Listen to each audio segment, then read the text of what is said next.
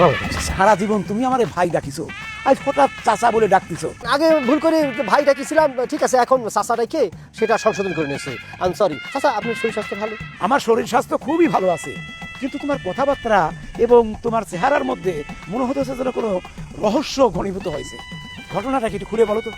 আপনাদের দোয়ায় আমি কিছুদিনের মধ্যে মানে বিয়ে করব। পাত্রী এক প্রকার ঠিক করাই আছে, দেখতে শুনতে খুবই ফাইন, বলা চলে যে লাখে একটা। সেই পাত্রীর সূত্র ধরে কিন্তু আপনি আমার মানে আব্বা চাচাদের দলে মানে পড়ে যান আর কি, বুঝছেন? আলহামদুলিল্লাহ, আলহামদুলিল্লাহ। আর এইটা তো খুশির সংবাদ।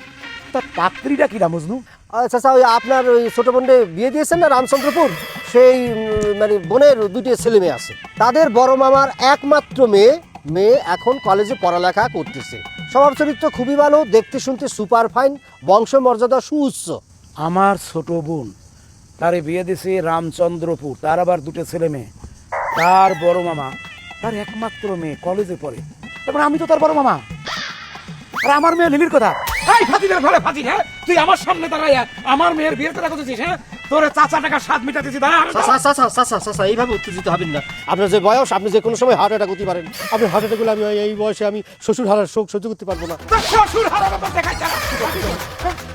ওই, ওই, ফাতিলের ফাতিল, এই গর্তে যে আমার দেখি, তোর প্রাণ ভাঙিয়ে একেবারে বিদায় দিতে হয়।